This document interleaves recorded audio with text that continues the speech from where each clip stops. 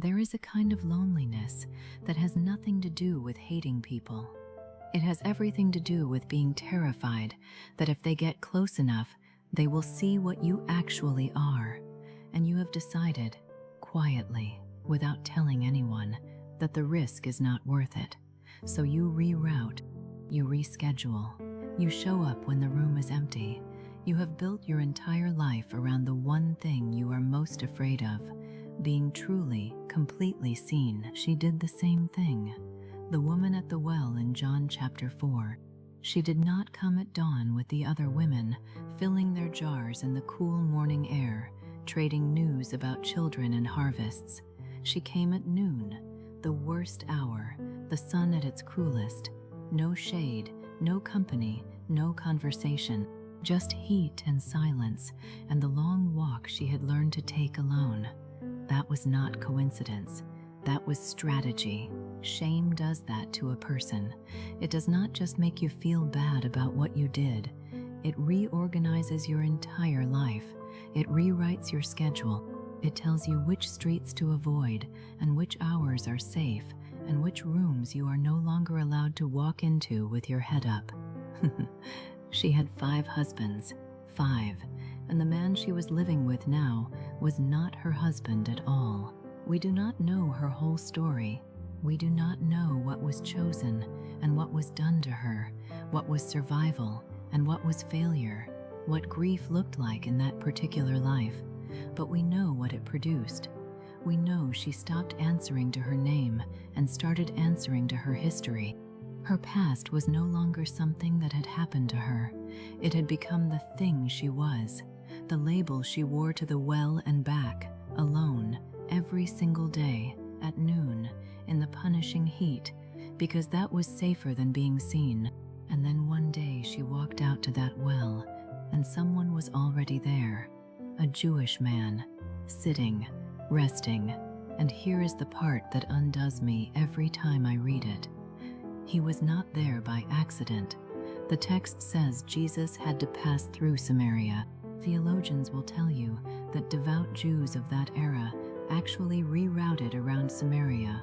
They took the longer road to avoid it, but Jesus had to go through, not geographically, intentionally. He positioned himself at that well, in that town, at that hour, because there was a woman coming who had spent years making herself invisible, and he was not willing to let her stay that way. He does not wait for people to clean themselves up and walk into a synagogue. He sits down at the place they are already going. He meets people inside the life they are actually living, not the life they wish they had. And when she arrived, he did not open with a sermon. He did not open with a list of her failures. He opened with need. He said, "Give me a drink." He asked her for something. A Jewish man asking a Samaritan woman for help was already a scandal by every social rule of that world. But that is the move. He dignified her before he corrected her. He treated her like someone worth talking to before he said a single word about her life. He made her a participant in the conversation, not a subject of it. She pushed back, she questioned him, and the exchange deepened, moved, turned, and then he said it.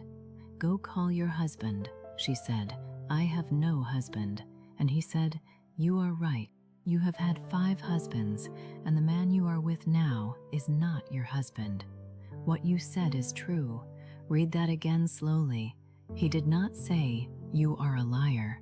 He did not say, "You are broken, you are disqualified, you are the sum of your worst decisions." He said, "What you said is true." He confirmed her.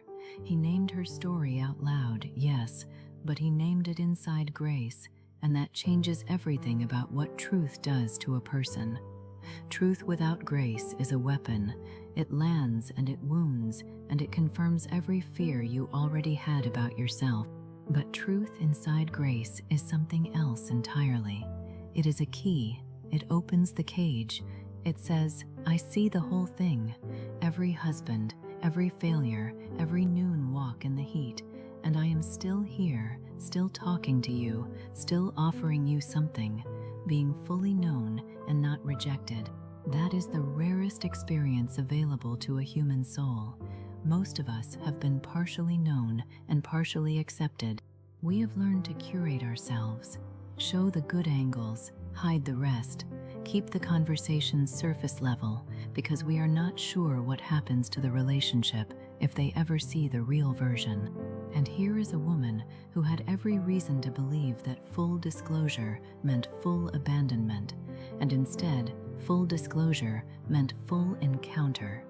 He knew everything, and he stayed. He knew everything, and he offered her living water. He knew everything, and he called her into something bigger than her shame. And then watch what she does. She leaves her water jar. She runs back into town, the same town she had been hiding from, the same people she had been scheduling her life to avoid. And she says, "Come see a man who told me everything I ever did." Could this be the Christ? The woman who came to the well alone, in shame, in silence, at noon. She becomes the first evangelist in the Gospel of John. The shame that had been controlling her movement, dictating her hours, keeping her small and hidden, it lost its power the moment grace met it head-on. Shame cannot survive being fully seen and fully loved at the same time. It requires hiddenness to function. It requires the silence of people who know but do not say, or the judgment of people who say and do not love. But when someone sees the whole truth of you and responds with presence instead of punishment, the cage opens. You do not have to maintain the avoidance anymore. You do not have to come at noon. So I want to ask you something, and I want you to sit with it honestly. What is your noon? What is the place you have been rerouting around? What is the version of yourself you have been keeping in the dark, not because you are proud of it, but because you are terrified of what happens if someone really sees it? What is the schedule you have built your life around just to avoid that one exposure? Because here is what I need you to hear. God is not waiting for you to fix it first. He is not sitting at the end of a long road of self-improvement, ready to receive the cleaned-up version of you. He is sitting at the well you are already walking toward, the uncomfortable place, the exposed place, the place you have been going alone because you decided the risk of being seen was too high. He is already there. He rerouted himself to get there before you, and he is not going to open with your failures. He is going to open with an invitation. He is going to treat you like someone worth talking to.